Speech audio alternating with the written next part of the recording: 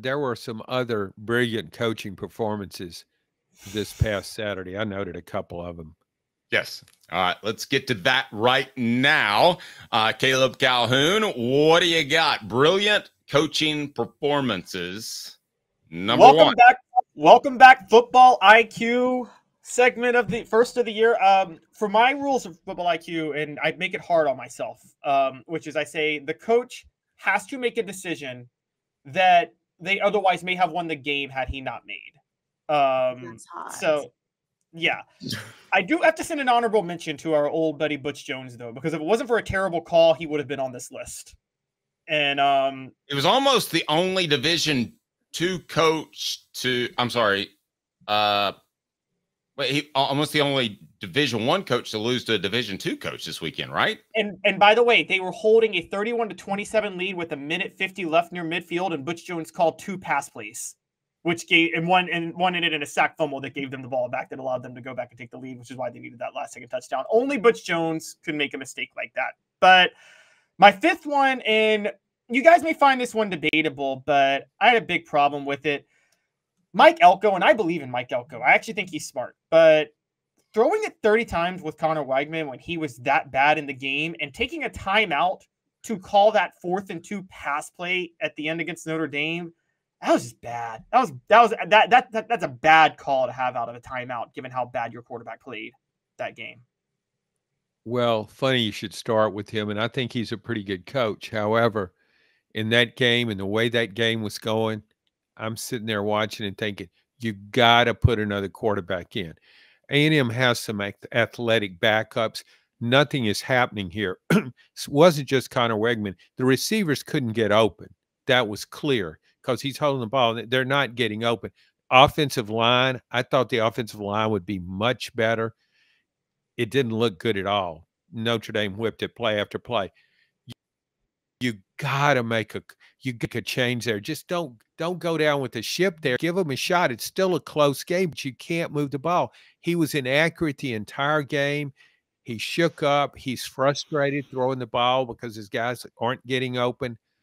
Needed to make a change, and they have some quarterbacks on the bench that could have given them Notre Dame a different look and made some plays with their legs that could have turned a close game their way. So I thought that was a horrible coaching performance by Elko. You suck, you jackass. All right, who's next, Caleb? Yeah. All right, so number 4. I don't know if you guys watched PJ Fleck in Minnesota on Friday against North Carolina. But no, I can't watch him. But I can't watch him because I have flashbacks to Butch Jones roaming the sidelines at Neyland Stadium, so I have to stay away from him. So on a third, there are 2 dumb ones. On a 3rd and goal from like the 9 in the first half, he called a draw play. Didn't work, so he had to settle for a field goal. But at the end of the game, so Minnesota lost to North Carolina 19-17 because their kicker missed a 47-yard field goal.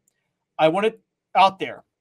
PJ Fleck settled for the 47-yard field goal. There were 25 seconds on the clock. Minnesota had a timeout. PJ Fleck called a run play and let the clock run all the way down to 4 seconds. That reminds me of when Lane Kiffin did that at Alabama. Do you remember that? They had about stupid then. Yeah, they had about, it was stupid. They had about 17 seconds left, and I thought that was so out of character, too, to be an offensive coach. He did that and turned it into like a 40-yard field goal. John, thoughts? Yeah. So did you say he called a draw play from the 1-yard line? He was milking. He with 25 seconds left and a timeout, he called a draw play when they were at the 30-yard line and needed a few more yards for field. Called a draw play and ran the clock down to 4 seconds. Okay. You suck. Yeah, you do. But after the play failed, did he just sprint down the sidelines and start rowing an imaginary boat? I don't know. I mean, I think so. It was. Now Minnesota does have like one of the best kickers in the Big Ten, but it's still college football. You can't trust a kicker on a 47-yard field goal. You gotta get within 40 if you can. No, I saw some missed field goals from about that range. If they would have been 5 or 7 yards closer, they would have been made field goals. That you can't in college, Bob. Maybe in the pros you can think a 47-yarder is a gimme. It's not a gimme. It's not. All Caleb, right. next. Our old buddy Tom Herman, who has got Lane Kiffin's old job at Florida Atlantic. We're realizing why he got fired at Texas. I don't know if you guys watched over the weekend, but Florida Atlantic had a chance to upset Michigan State. And they lost 16-10. On the final drive, Tom Herman decided on a 3rd and 15 near midfield and on a 4th down, he decided he was going to burn 2 timeouts to talk about the 3rd down and 4th down plays. When they didn't get them, obviously Michigan State was going to run out the clock. This is my biggest pet peeve. I'm sick of coaches taking timeouts to talk about plays. One, because you need those timeouts for possessions. But the other point, and you guys bring it up, you shouldn't have to use timeouts to talk about plays. You should already have a play prepared to go in these situations.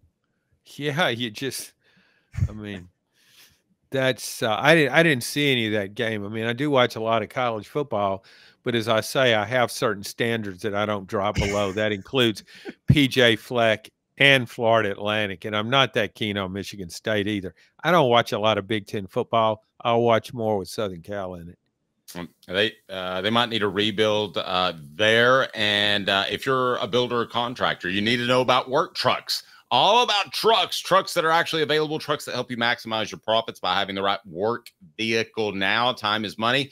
The perfect work vehicle doesn't break down and has all the space to carry what you need. That's what Work Trucks is intent on offering, while other dealerships just can't do it. Contracting is about time. Work Trucks saves you time with less back and forth trips and trucks that pass the highest standards to be put to work. The process is also quick and easy when choosing a vehicle for work trucks. Cargo vans, utility body trucks with the NAPOD work bodies installed, pickup trucks of all sizes, and anything special like cranes or dump trucks. Work Trucks supplies vehicles to people just like you and get you back on the road. No dealership runaround. If you're a contractor, you need to know Work Trucks with an X. Remember, Work Trucks with an X. That's right. WorkTrucksLLC.com. Clinton Highway in Knoxville, downtown Birmingham. The entire inventory is on Work Trucks with an X, LLC.com. They'll have you fit to a T. Proud supporter of the Tennessee Vols. Who's next, Caleb? I had a couple more, and these are some good ones.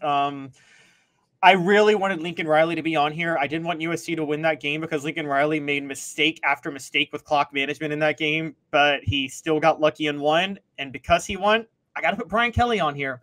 I don't mind the going forward in the first part of the game. Sometimes you take risks and they don't work out. I mind playing prevent defense on the first 2 plays of the final drive, which he played prevent defense. If you saw it, it was a cover 2 with a 3-man rush, which is effectively a prevent defense. They have a timeout and a minute 50 left and a very good quarterback, and they only need a field goal. And, of course, they get to midfield, and then you decide to start playing tough defense. But at that point, you're playing a little desperate. USC moved the ball that quickly because of Brian Kelly's defensive scheme at the opening of that final drive against them. And I was high on Brian Kelly when he was hired. I'm really questioning myself on that now. Well, I was high on him too, and I'm still trying to figure out what in the world they're doing with Harold Perkins. Oh, I agree. I don't know. He just disappeared. The announcer said he's back at middle linebacker. I thought they were going to use him differently. Thought they were going to use him as an edge rusher, maybe line him some up back there, but it makes no sense. You're taking your best defensive weapon and making him non-consequential. I don't understand it at all. It's like he was such a force as a freshman. I mean, I would just tell Harold Perkins, you don't play a position. You just go out there and try and get the ball away from somebody or maim the quarterback. But God, I'm baffled by that. And I've always been high on Brian Kelly. You can't argue with his track record. He's won wherever he's been, and he got Notre Dame in the playoffs twice. But Lincoln Riley clearly outcoached him. Clock management aside, Lincoln Riley outcoached him. Lincoln Riley can call plays. You can't question that. He's a really good play caller. John, we absolutely love your columns. I found the Dylan Sampson and Nico to be particularly entertaining and informative. So where can people follow your work, sir? KnoxNews.com, or you can subscribe to the Knoxville News Sentinel, or somewhere out there in the SEC network. It's there. I don't John, know did you where see all Brent it might Pry show up. Did you see Brent Pry run 2 number 0s out for Virginia Tech? What now?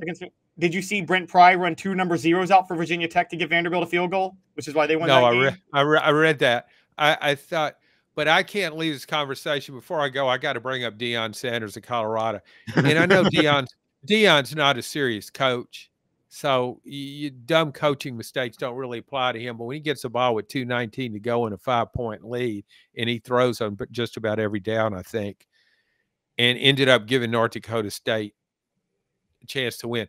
It was almost as though the line, I think, was 9 points. He's up by 5. It was like he's trying to score again. Maybe he has, and I wouldn't put it past him, maybe he has a betting game coordinator who cuddles with the players earlier in the week and say, okay, guys, just give me all your money. I'll go bet it for you.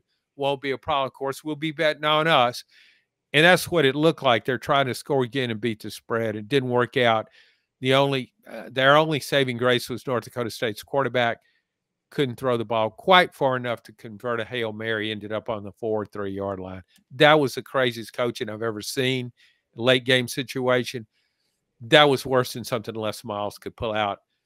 But again, it's Deion, and he's not a serious coach. So with that, I'll try to keep a stiff upper lip this week and see you next week.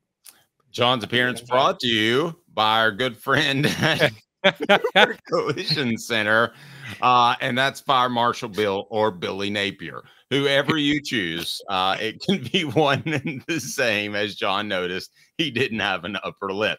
I've never noticed that before, but now I will not be able to get it out of my mind. John, have a blessed day. We appreciate you, buddy. See you guys. John Adams of the Knoxville News Sentinel. Yes, what? Yeah, I just wanted to mention that because we didn't get to it. My top one was Brent Pry, and I would have put Deion Sanders in there, but he won. But we should have given him an honorable mention, and that's on me for not mentioning the honorable mention like I did Butch Jones. But yeah, so if you saw it, Virginia Tech was facing Vanderbilt. Vanderbilt was going to punt. Then Virginia Tech ran 2 players with the same number out. So Vanderbilt got a penalty, and then they got a field goal on that drive.